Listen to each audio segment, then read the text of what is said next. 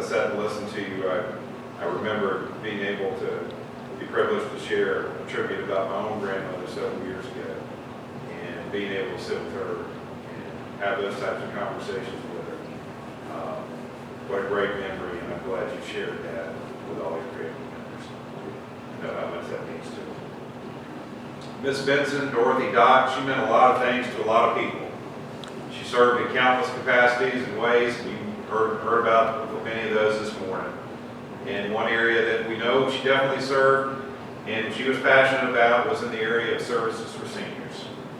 She did it tirelessly. She did it with great joy, great passion.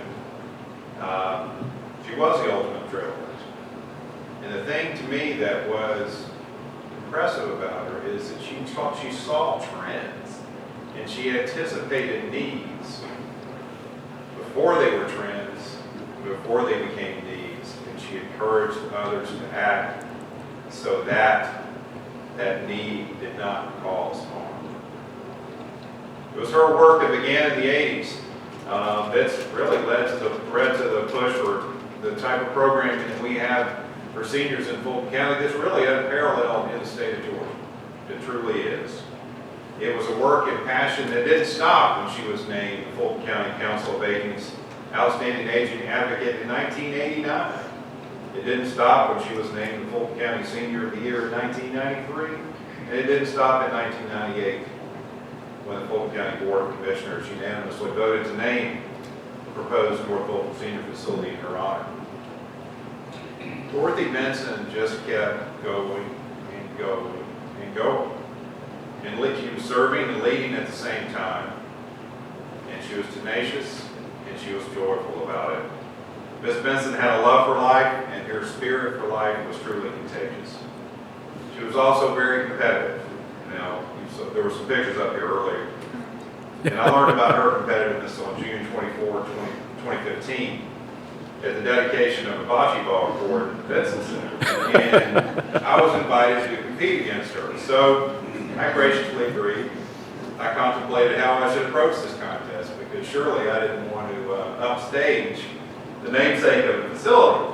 Well, I quickly learned that I didn't have to worry about that. And she and her partner proceeded to fairly and squarely and aggressively kick the pants off of me and my partner. And she loved to laugh and have fun, and I'll always remember the joy she took in razzing me about that bocce victory every time that I saw her. And I also remember being at a meeting with her, and somehow the topic of selfies came up. And instead of sort of drifting off into this discussion about why this silly trend existed, Miss Benson said, "Well, I've never had a selfie.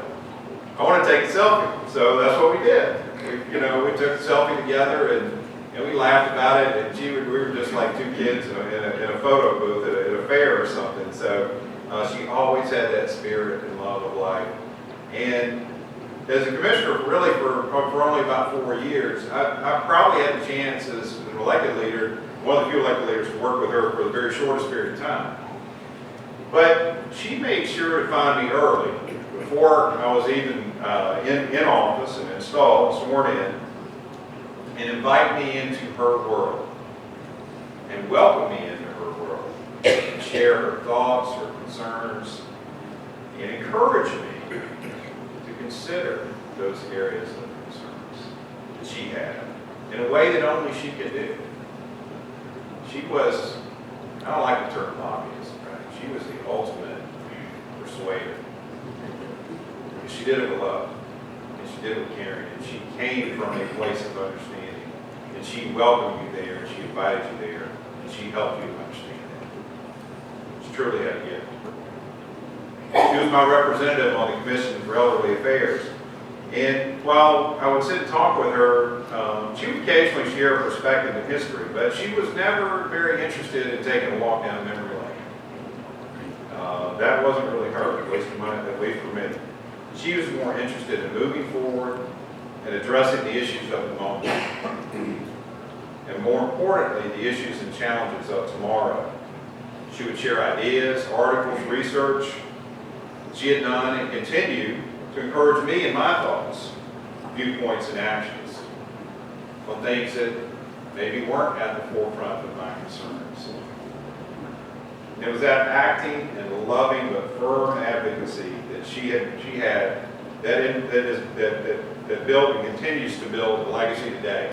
Russell touched on those things. Uber pilot program. I mean, this is the first at this center. We had to kind of push all the other centers to adopt. Aqua bikes. I mean, all kinds of stuff. She was a pioneer. She was still an innovator.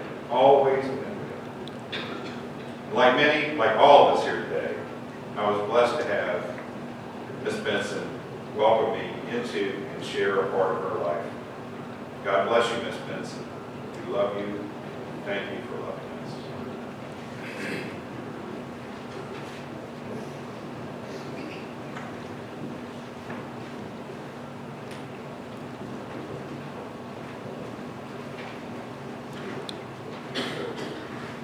Well, what a blessing this time has been. All these amazing words have been spoken over the life of my grandmother. It's her story. It's the truth of her story, of who she was, of the legacy that she's left. You see, we're all part of a bigger story. It's an epic story that's been written over the course of thousands of years. It's the story of our God redeeming his people,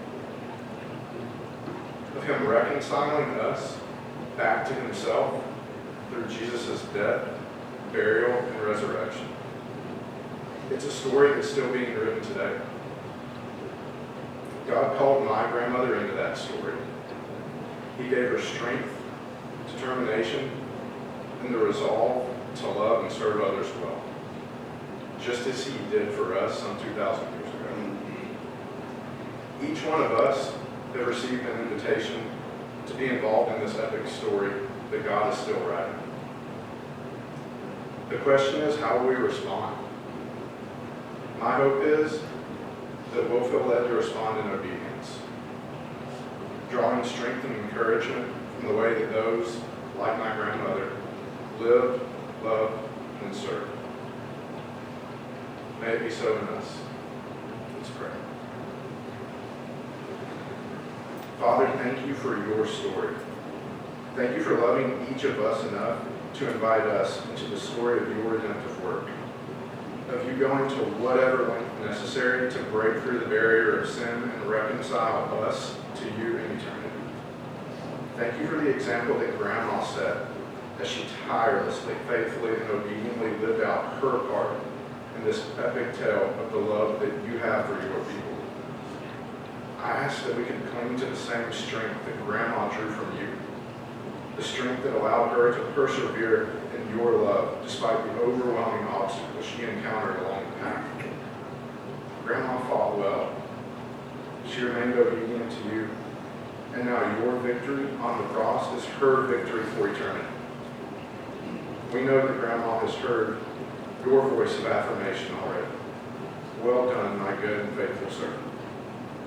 We take comfort in knowing that she rests in the peace and the comfort of your presence now. And not only did she run the race well, but she finished the race well also. So with all our hearts, thank you. Thank you for the gift of having known and been loved by her. Thank you for the example she set, the impact that she made in this world for your people, and the legacy that Grandma leaves as her gift to us in her absence. May we all be equally challenged and encouraged by her life and the amazing story you wrote through her. In Jesus' name, amen.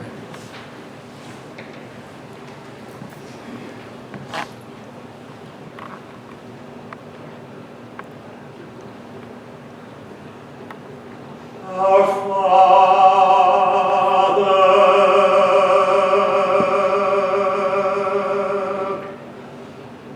which art in heaven,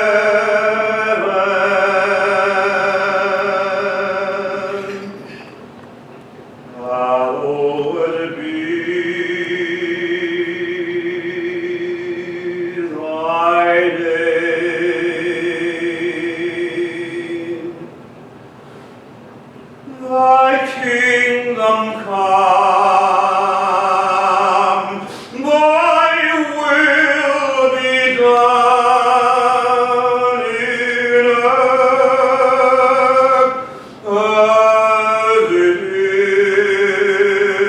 is in heaven.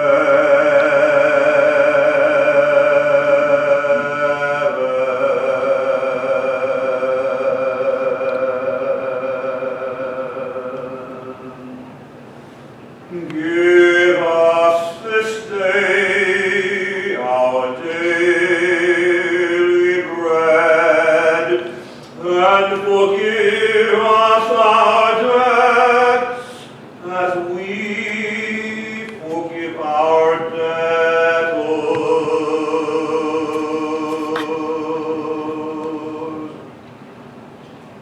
And lead us not into temptation, but deliver us from evil.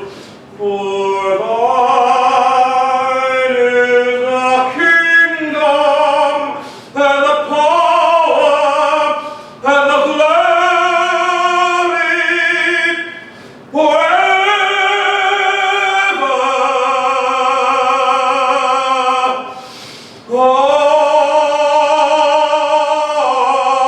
Amen.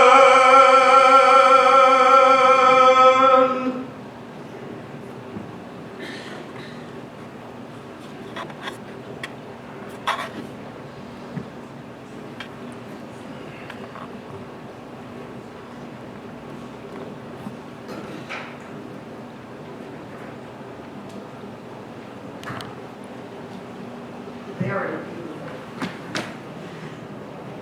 This is the end of this part of the service for Mother.